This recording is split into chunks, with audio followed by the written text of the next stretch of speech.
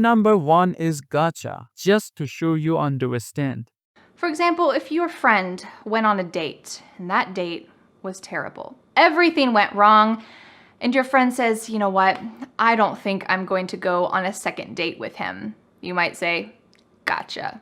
And that simply means, I understand. We are connecting on a deep level because I understand what you mean. I wouldn't want to go on a second date with him either. Gotcha. The second way to use gotcha is to surprise someone, usually with some kind of trick. So let me give you a quick example. On my husband's birthday, in the morning, we said, happy birthday, it's your birthday. And then I said, oh no, I forgot to buy you a present. And he said, well, I guess it's okay. You know, everyone forgets sometimes. And then I said, gotcha, here's your present. So I tricked him. This is a very light and silly way. It's not a serious situation. But I said, gotcha, I tricked you. He believed that I didn't get him a present. So I can use this fun expression and say, gotcha. Quick and easy phrase number 2 is never mind. Never mind. This often means forget about it or it doesn't matter. And usually we use this when something too long or complicated to explain, or we just don't want to talk about it anymore. Let me give you 2 examples. My mom and I were at a cafe looking at a chocolate cake and a chocolate chip cookie. We said, which one should we get? Oh, chocolate cake, that looks so good. Oh, that chocolate chip cookie, that also looks good. And I said, never mind, let's get both. So here, I didn't want to go into a long explanation. Which one should we get? Oh, let's talk about the pros and cons. Now, never mind, let's just get both of them.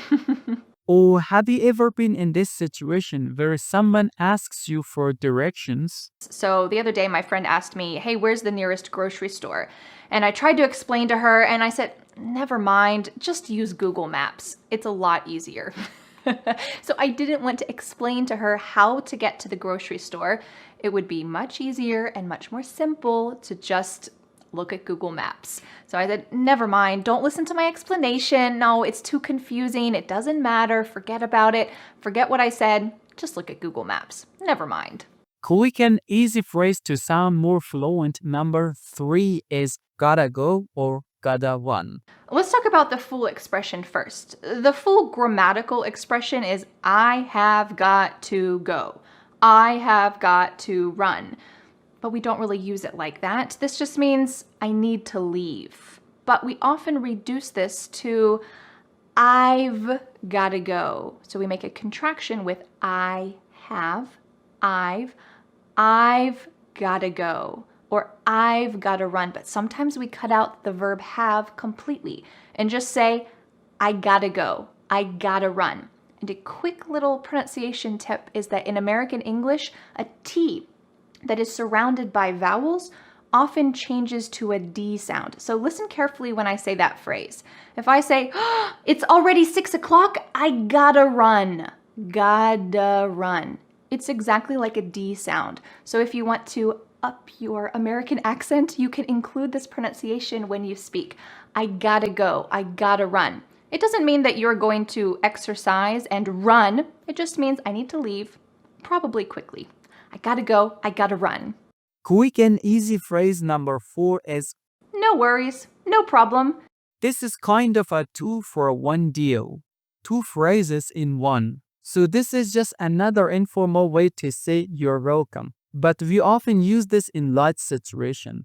So for example, if you've helped someone at work, maybe you proofread an email that they were going to send, or you looked over their project, they might say, thanks so much for helping me get my project done. And you say, no worries, it's my pleasure. No worries, it's my pleasure. Or if it was pouring down rain and you gave someone your umbrella for the afternoon, they could say, thanks so much for letting me borrow your umbrella. You can use this great phrase, no problem, or no worries, no worries. Excellent way to level up your fluency in English.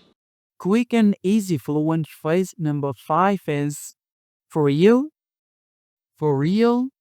That this phrase can be used in positive or negative way depends on your tone of voice. So let me give you some examples. Take a look at this sentence.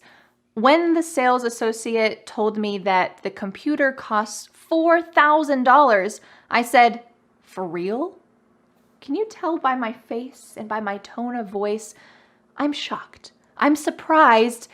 And maybe I want to verify, really? Is it really $4,000? That's really expensive. I'm not asking them to actually give me an answer because the price is right there. It's a fact, it's $4,000. But I'm showing my surprise by saying, for real? That's really expensive. For real? So we call this a rhetorical question. It means when you ask a question, but you don't expect a response. It's just kind of a figure of speech. So if somebody says, yeah, that computer's $4,000, you might say, what? For real? But we can use this in a positive way too. So let's imagine that I looked at the computer, it's $4,000, way too expensive. I go to the next store, and at the next store, the sales associate says, yeah, this computer is $400. I might say, for real? That's a great deal.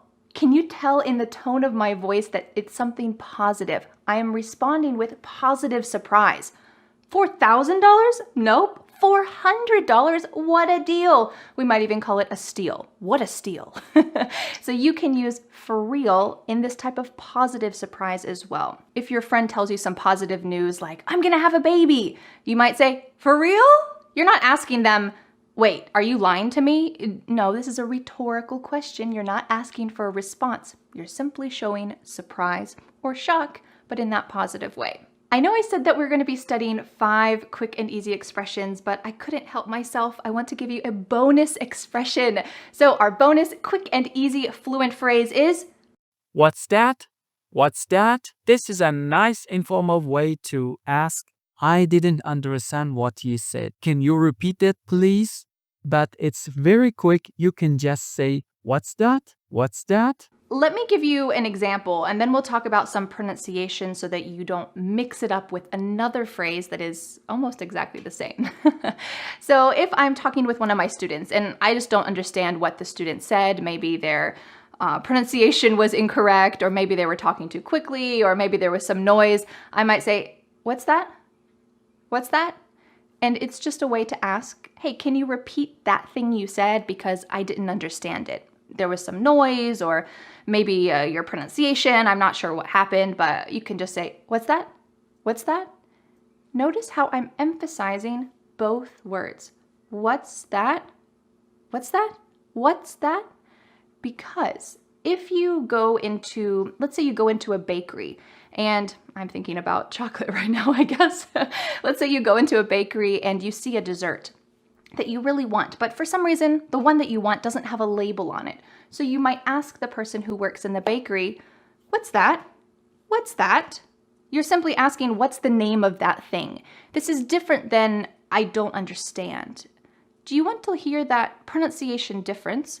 What's that? What's that? You're emphasizing that because you're pointing to that dessert. And in this way, you're using it in the very normal way. What's that? What's that thing? But if you want to use this phrase to say, I didn't hear what you said, please repeat. You need to emphasize both words. Listen when I say it. What's that? What's that? What's that? They both have equal emphasis. What's that? What's that? You can often use this if there's a bad connection. Maybe you're having a phone conversation or a Zoom call or something like this, and the connection starts to cut out a little bit. You might say, what's that? I didn't hear what you said. What's that? What did you say? What's that? It's a great thing to use in those types of situations where you can't understand, but maybe there's just a technical problem.